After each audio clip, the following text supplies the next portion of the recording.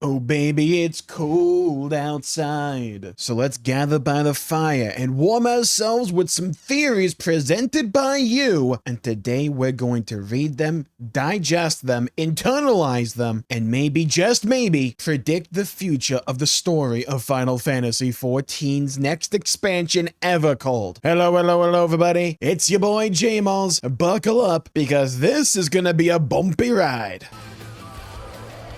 You already know what the first theory is about, people. We have at Why So Serious 389 who says, I would like it if Zenos were the narrator somehow. Now this theory is juicy, it's succulent, and also, perhaps, mayhaps, even likely. Let me explain. When it comes to patch 7.5 part 1 in particular, they spent a non-insignificant chunk of time deliberately setting up a thematic parallel between the way Zenos viewed the world and the way he acted with the way that we're acting and the way we're going to try to approach problem solving when it comes to the solstice. While we may not specifically see Zenos return in a main character role, they clearly want to establish that thematic connection between us and our best friend. So would it surprise me if they had Zenos' voice essentially narrate our journey throughout Evercold? And perhaps over the course of that story, we essentially become more and more like Zenos, even if we have good intentions with wanting to save everybody. If we refuse to adapt or budge on this issue, perhaps we do just become like Zenos. Having Zenos be a narrator for that journey overall could be very compelling. It also wouldn't be the first time they used a dead character to be the narrator for our journey. I mean, they did it back in Endwalk with Emmett Selk. It's not something that's particularly new. They could do it. And by reprising the Zenos role to be the narrator, it would allow them to bring that character back and also basically double down on that thematic parallel we were just talking about without requiring the need to have Zenos be back in the story fully. Now, I've been talking about for a while now how if they do want to bring back Zenos as a character without actually having him be alive, one way you could go about doing that is have the Warrior of Light hallucinate Zenos to fulfill a role kind of like Oddbird back in Shadowbringers, but instead of like Oddbird's spirit actually being there with us, we just like hallucinate Zenos whenever we're alone or in various moments of crisis. There are ways to bring this character back without the need to say, hey, he didn't actually die in Endwalker. I mean, they could do that, don't get me wrong. Would I be upset about that? No, not at all. But I do think this is a bit more likely to happen than just bringing him back wholesale. But in the same vein, I don't think this is the only likely candidate for who could be the narrator for Evercold. Let's get to the other one. Next up, we have at Nazotech7590 who says, second thought, the old lady is a zone story narrator. We meet her as a kid in the MSQ and she is retelling the story to her granddaughter years after we fixed it all. A folklore vibe in a sense. To me, this is about as likely as the Zenos being the narrator one because we kind of saw this already in the actual main cinematic. Again, is it like written confirmation or anything? No, but I think this dynamic could be very interesting depending upon how they pull it off, and I tend to have faith in their writing capabilities. One of the storytelling techniques they use throughout the Evercold trailer, again, the one we have so far, we don't have the full thing yet, that'll be revealed at a later FanFest. Actually, we'll get a little bit more at the Berlin FanFest and then the final one in Tokyo, but one of the techniques they utilize here is using this tapestry on the wall as a vehicle to tell the story of what is going on here with the old lady, the cat girl lady, by the way, because remember, she's a cat girl, not an aura, telling the story of essentially the past of the fourth to this little aura kid. So even in the opening cinematic that was revealed at FanFest, not the opening one, but you know what I mean, the main cinematic for the expansion,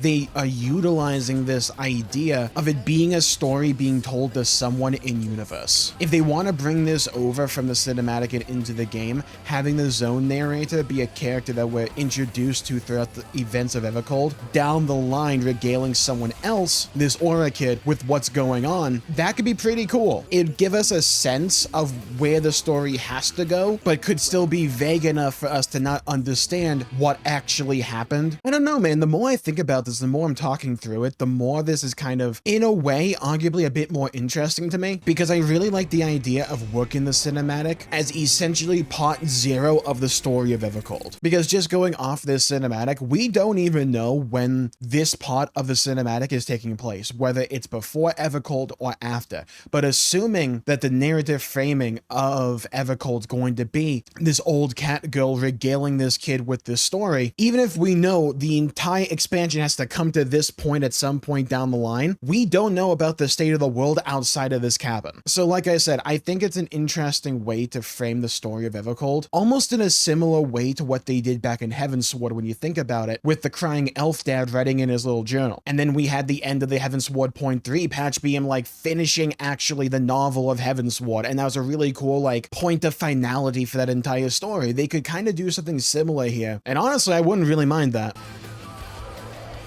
Now we have one where, if it was true, is bound to draw some controversy. Let's get into it. We have at Mikio Miyamori, who says, the main problem with Gaia's appearance in the MSQ, in my opinion, is the need to make Eden mandatory. The Crystal Tower became mandatory so that G'raha Tia could appear in the main story, and the same will have to be done here. Because of this, I stopped considering the possibility of Ultima the High Seraph, or rather her true form, appearing in the main story, because then Return to Ivalice and Pandemonium would have to be mandatory, since they are connected to her. There's no real perfect outcome when it comes to this, in my opinion, because there's a compromise that's gonna have to happen either way. Either we go along with this train of thought and we don't introduce those elements into the core part of the MSQ in a significant way or role, because we don't want to force people to go back like they did with Crystal Tower and complete that. But for things like Return to Ivalice, Pandemonium, and also Eden. My issue with that train of thought is that I feel that's overly limiting to what the main story could possibly broach upon, and I'm more in favor of leaving possibilities open for the future to explore and expand on, rather than just unnecessarily restricting what can be covered because side quests at one point in time happened to talk about it. On the other hand, the game already asks so much of a new player to cover in order to catch up, and I used to be of the opinion that maybe they should do a new player experience to shorten that time from a new player joining the game to being caught up. I am no longer of that opinion, because I don't think that when you cross that Rubicon that the game will ever be the same or even better. That's a whole other topic, but when it specifically relates to doing like Eden, Return to Ivalice, and Pandemonium, depending upon what element they want to introduce into the MSQ, yeah, that is still a tall ask for asking a new player to do even more on top of all that they're already asking for. However, I kind of come back to this point of view. Outside of Return to Ivalice, where I think the story there doesn't really hit at all unless you've played like Tactics, and I haven't, so when it comes to Pandemonium and when it comes to Eden, those are really good. And I don't think it's like that big of an ask to ask people in an already story-centered game to do even more good story. And let's assume this is a point they are unwilling to cross. Okay, fine. I still kind of think you pull the trigger and introduce those elements into the MSQ and just take like 2 minutes when you're doing that to introduce those concepts for new players. They already kind of did that when it comes to Gaia. She is in the MSQ. She was already there. And that feels more like foreshadowing, saying, hey, we are willing to utilize characters from raid content or side quests like Gaia at some point in this MSQ. We don't know the role, we don't know the capacity, but we know they're willing to do it to some degree. I think the best way to tackle this, in my opinion, is like how they did it with Shadowbringers back on launch, because then Crystal Tower wasn't mandatory. If you did Crystal Tower, you got a whole bunch of extra context for G'raha Tia. I think I had like a whole new dialogue option where you're able to say, oh, it's you, G'raha, right? I think you do something similar here. Back then, they then went, okay, let's just make Crystal Tower mandatory because it's too important for this reveal. What I think you can do is kind of just let it hang. It's not the most elegant solution, to be fair, but I think like characters like Gaia or Ultima, they have too much potential to tell really interesting and engaging stories and be really additive elements to a future narrative for Final Fantasy XIV to just ignore them because they were first introduced in side content.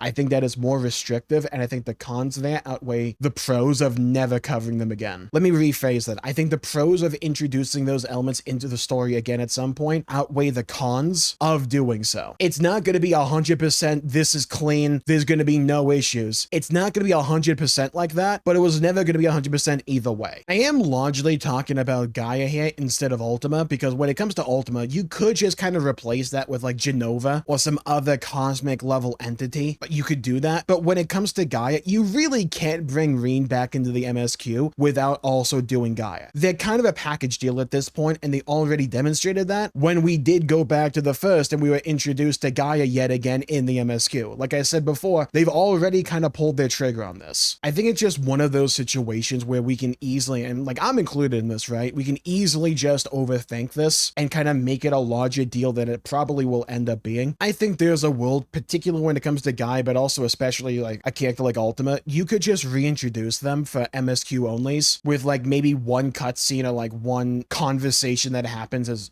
essentially recap, and get MSQ onlys acquainted enough with those characters for further development to really be effective. And then just implicitly say, okay, if you want even more with this character, go do this raid or whatever, right? Let's circle back to the old cat lady from the trailer. We have at Keith Valentine 1511 who says, what if the old lady is in fact Y'shtola, who got sucked, pause, into the portal to the fourth? I mean, we know she's been looking for decades a way to understand how to travel between the shards, and now that she has found it, maybe she'll try to use it, but will get stuck. Like every time she tries something crazy. Bro, to respond to this theory, I unironically Googled Final Fantasy XIV Y'shtola tail pick. Like, rest in peace to my algorithm. That or it's evolved, like one of the two. But going off of that, let's look at old cat lady tail. Again, another sentence I never thought I would say. Now, I'm not that good with color, blame my eyes, but the tail color here is darker. It could be partly because of the lighting here, but still, it doesn't seem like it's a brightly colored tail. When it comes to Y'shtola, don't ask why I'm using this frame specifically. Her tail is almost white. It's a little bit of an off-white, but besides the shadow work here, you can still see it is essentially a white colored tail. So unless in the realm of Final Fantasy XIV lore, and maybe I'm just not in the weeds enough to understand this, unless as cat girls get older, their tails get darker as well, I think it's safe to say this is probably not the Y'shtola that we know, but it could be like a shard of Y'shtola, because we know that shards don't have to share the physical appearance of a different shard of themselves. For instance, like the Warrior of Light with Oddbert. Unless you want to make your character look exactly like Oddbert, sure, you can do that, but my guy is a tall Highlander with red hair and no eyebrows, and that's definitely not Oddbert, and especially the case if you play like a Lalafell or something, like a Rogadin. So I do think it's safe to say this is probably not Y'shtola either. I'm pretty sure I saw a comment in one of my videos about that topic as well. I don't remember it though, but yeah, I think that's pretty definitive evidence that it's probably not Y'shtola. Granted, that doesn't mean Y'shtola doesn't find her way to the fourth. We know from the Evercold trailer that there's going to be a way for us to bring other people through, again, for lack of a better name, we're going to call it the Dawn Trail. Basically the path we opened up in 7.5 part 1. Because like, as you can see here, we're opening up the gate and then Alphino and Estinian come through it alongside us right there. Don't know if we're going to do that immediately or if that's even going to be part like of the 0.0 narrative. Maybe it's like save for a patch or something, but they did show it in the main cinematic. So I think, yeah, that's probably going to be a plot point we're going to address rather early on, or maybe like midway through the narrative. And while I think the odds of this happening are probably rather slim, it's entirely possible that someone gets essentially abducted, or maybe just goes along with some kind of plan to go to the fourth in 7.5 part 2. And then in the time between that story that happens in September with the release of Evercold and us going to the fourth properly, there could be time dilation going on, because we know that the way time flows on the source compared to a shard isn't necessarily 1-for-1. It can line up like it did back in Shadowbringers for the source and the first, but that's not necessarily the case. 1 year that goes by on the source could be like 30 on one of the shards and vice versa. So we could have a story essentially like that, and maybe it could even happen to Y'shtola. Again, I don't think it's particularly likely. I just don't think this character is supposed to be the Y'shtola that we know. Though for all we know, it could be a freaking mother or like one of her sisters because of how many they have. Seems like every expansion we're introduced to a new Y'shtola sibling. Who knows? Maybe we found another one. Or just a shard, or just some other cat lady. So here's where you come in. Leave a comment down below with your own theory, a wild, wackiest theory for the state of the Evercold story. What's gonna happen? What's gonna transpire? Perspire your theories down in the comments below. I don't know if that makes sense. We're gonna roll with it though. And while you're down there, please leave a like and subscribe. It really helps the channel out and helps support future content, and I greatly appreciate it. And a couple nights ago, I barely got any sleep. I was dead tired, so I decided that was the perfect opportunity to talk about a rather controversial topic for Final Fantasy 2014. The overall aesthetic. Want to see a man descend into madness? Check out this video right here for more. Thank you all for tuning in. Stay safe. Have a great day. I'll see you all next time. Bye-bye, everybody. Until we meet again.